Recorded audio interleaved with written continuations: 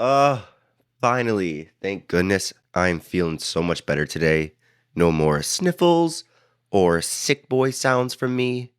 I hope you all are having a wonderful start to your weekend with non manipulative friends and family. Honestly, I think I just started drinking tea this week. Thank you to my brother's girlfriend. I'd always hated on it before, but now with a little bit of sweet cream, it's actually really delicious. And I've been pounding that since I got sick, and I think it's worked wonders. Anyway, that doesn't matter. But what does matter, before I begin today, I feel extremely honored. A listener of the podcast actually took a recommendation of mine and went to the little preservative shop I'd mentioned in one of the previous episodes. So, shout out to Jessa from Boston. All right, I guess I don't have much else to talk about today at all before we dive in, which is probably for the best. Today, I bring you the 1959 Montana State Prison Riot.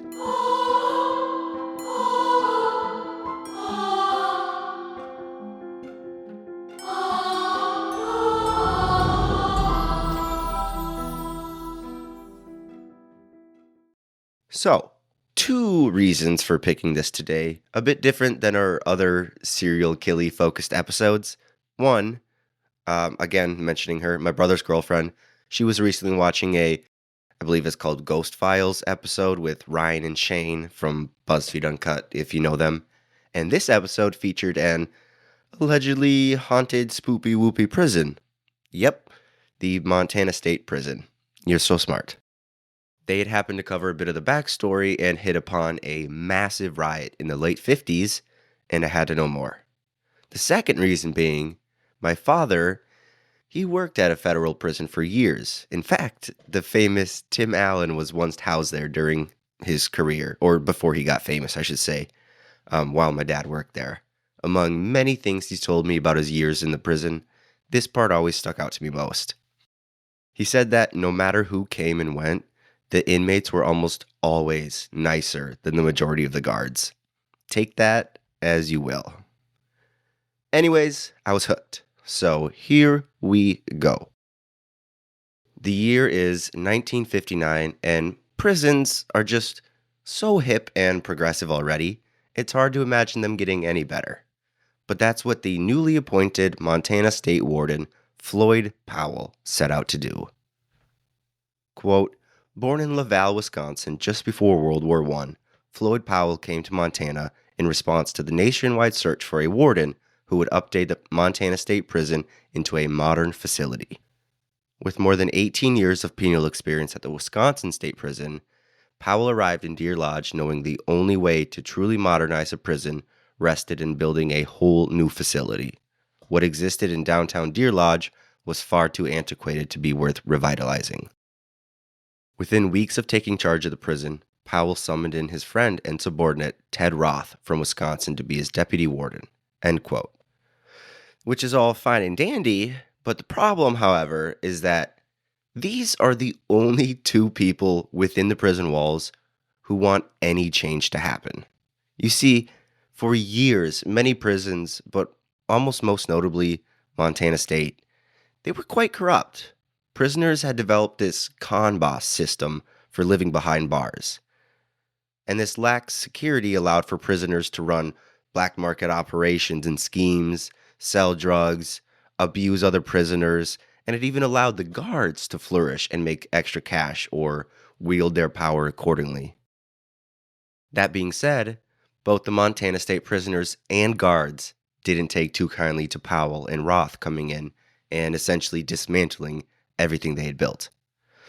The warden cracked down on contraband, instilled extra training for guards, extra hours for guard shifts, cut off the supply of many other under-the-radar issues. He even tried to rid the catwalk guardsmen of their weapons, their rifles, citing them as a tool that the prisoners could use against them. However, that effort failed.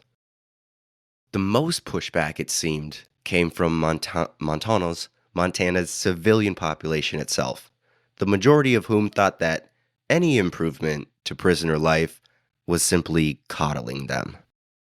Quote, In his own words, in a report to the Board of Prison Commissioners, Powell stated, "To bring about the tremendous change needed to make Montana correctional system a workable, valuable, efficient, and adequate activity is an almost insurmountable job, particularly trying to do it in a grossly inadequate physical plant and with a lack of trained personnel. Although Powell and Roth meant well in their reforms, their alteration of the power structures within the facility led to a bloody riot which started on April 16th, 1959." End quote. This riot, led by one Jerry Miles, would claim the lives of 3 people, wound many more, and keep the prison under inmate control for an entire 3 days. But real quickly, before the riot, let's learn a bit about Jerry Miles. A career criminal and troublemaker, Miles had always been smart, but he never directed that intelligence towards anything useful. Instead, he used his wit for attention and to make people like him, no matter how he did it. He found that this best suited his needs within prison walls. He believed that other incarcerated people somehow respected him more or liked him more. And this behavior would follow him to every penitentiary he found himself at, including Atlanta Federal, Alcatraz, and even the well-known Leavenworth. Quote, "By the time he was 16, he was in reform school, and for the rest of his life, he would spend some time inside correctional facilities. He would spend more time inside correctional facilities than outside them." Described as having an emotionally unstable and psychopathic personality by psychiatrist Romney Ritchie at Alcatraz, Jerry Miles nonetheless had a genius intellect, scoring 125 and 147 on intelligence tests in Atlanta and Montana, respectively. Using suicide attempts, petty disturbances, and sexual deviancy, he strove to become the center of attention. He was an institutionalized career prisoner, often committing small acts of burglary to get sentenced to more prison time whenever he found himself free, and once incarcerated, struggled to be noticed. End quote. Basically, he's an attention whore with kleptomania. Or at least, that's how I view him. At these other prisons like Atlanta Federal or Alcatraz, he picked up, I guess you could say, certain rioting skills. And after his release from Alcatraz, he was sent to Georgia State until 1958, upon which he was finally released. Now a free man, Jerry Miles did as any of us would do. He sought out his next perfect prison to call home.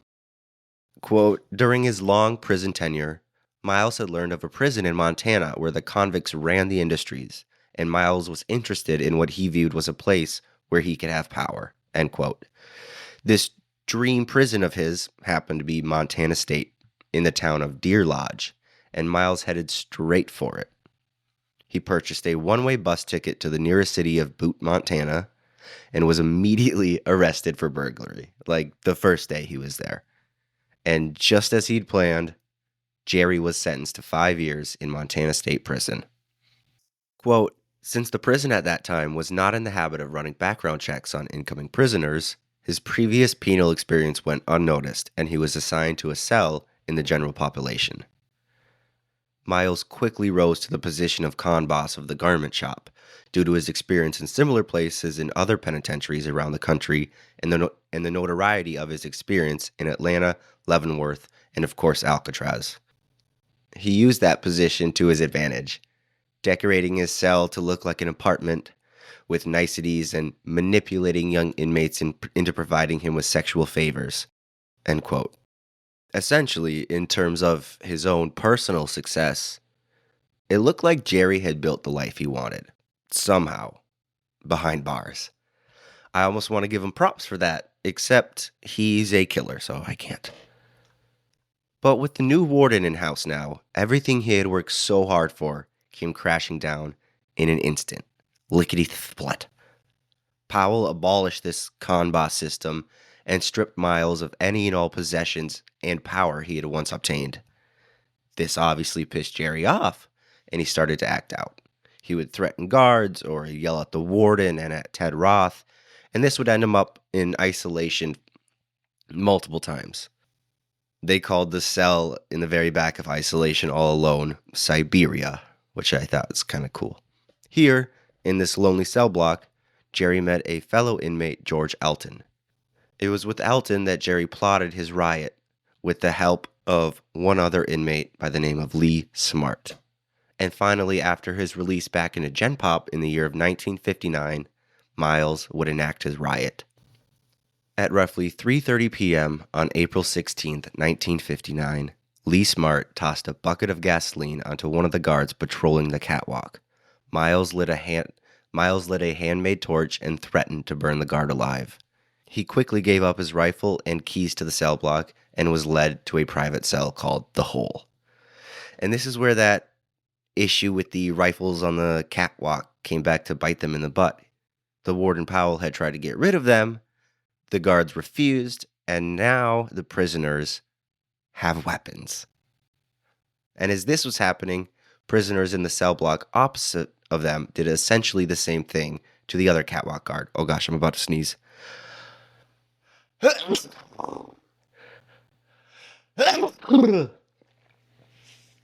Excuse me. Quote, it was done quickly and quietly, with guards being overtaken one by one and led to the hole. Within half an hour, everyone who knew a riot was taking place had either been captured or killed. End quote. Who was killed, you may ask? The first casualty, unfortunately, was Deputy Warden Ted Roth. Around 4 p.m., Ted had just returned to his office from a meeting across the street and was wholly unaware of the situation before him. Within minutes, Lee Smart and Jerry Miles rushed into his office, brandishing a rifle and a cleaver, a machete essentially. Miles attacked Ted with the cleaver over and over, causing all sorts of defensive wounds to his arms, and then Lee Smart, from the back of the room, loaded the weapon, cocked it, and shot one round into Roth's chest, killing him instantly. After this brutal murder, Miles instructs a captive guard to call Warden Powell to their location. He abides, and soon Powell is now under prisoner control as well. He became one of the hostages. However, this triumph wouldn't last very long. You see, Miles leaves the warden under the watch of another inmate as he continues to do whatever else he had in his crazy mind, running about the prison, attacking people, throwing them in cells. But that part would be his downfall. Once alone in the room with this unnamed inmate, the warden, he convinced the man to let him go free, and in return, the warden would offer him amnesty. I'm not exactly sure whatever happened with that, but it was convincing enough, and it worked. Soon, Powell was no longer a hostage, and he had alerted authorities from across the street, actually where Ted Roth had been in the meeting previously. News of Powell's escape really bent Jerry out of shape here. That was kind of the one guy he was really trying to give it to, you know? And now with Ted murdered and Powell no longer a hostage, his original plan had crumbled, and he needed a backup. Plan B. Would you like to guess Jerry's backup plan? Yep, Shawshank Redemption style. He and a few fellow inmates attempted to dig a tunnel underground in an effort to escape. Unlike in the movie, they had zero time, and soon this plan failed as well. Now, on to Plan C. Jerry seemed desperate. Quote, a deal was made between Powell and Miles that a team of reporters would enter the prison to take pictures and interview the inmates, but none of what they gathered would be printed until the hostages were set free. You remember how attention-whore Miles is? Here we go. It has been theorized that, unlike other inmates, Miles never intended to escape, but instead started the riot for the notoriety. As per their agreement, Powell let 3 members of the media in to interview the inmates, but when it came for Miles to release the hostages, he refused and threatened to kill them if more reporters did not show up to cover the event. Powell refused to renegotiate with Miles, and a standoff ensued. End quote. After a long, brutal 24 hours, the authorities had had enough and called in the National Guard to finish things, clean up the mess. Quote, quote, 36 hours after Miles, Smart, and Alton pitched gasoline at a guard to start the riot, the Montana National Guard ended said riot. At about 4:45 a.m. on April 18, 1959, Bill Rose of the National Guard fired a World War II bazooka at the southwest tower of Cell Block 1, while highwayman Bob Zarharko fired a Thompson submachine gun through a window which had been identified as to where Miles and Smart were hiding. The media had been placed under watch to ensure they did not leak any news of the attack, who were listening to the radio inside of the prison. Most inmates did not oppose the guardsmen, and all of the hostages were let out unharmed. The riot ended with the murder-suicide of Miles and Smart, who would not be taken alive. End quote. In total, this riot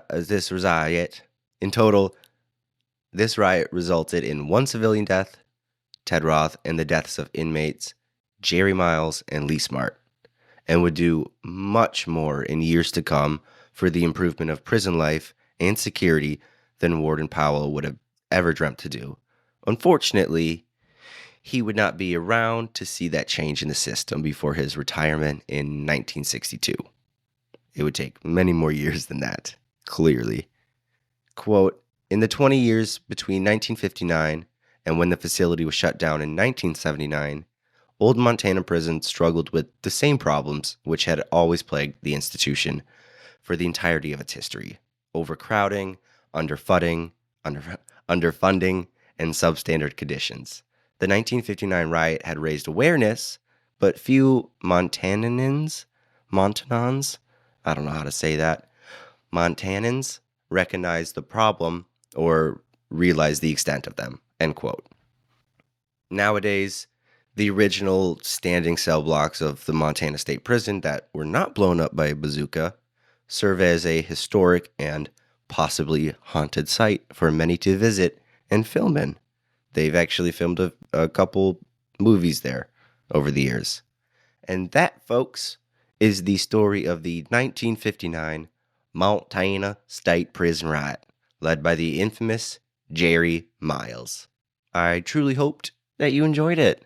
It was kind of fun to spread my research and do something a bit different, keep it a little bit lighter. Only a few deaths from a couple men, no children murders and such. But, it's gross. As always, I appreciate each and every one of your eardrums. Stay warm out there. It's getting cold. I'll see you next week. Okie dokie. Bye-bye. Love you.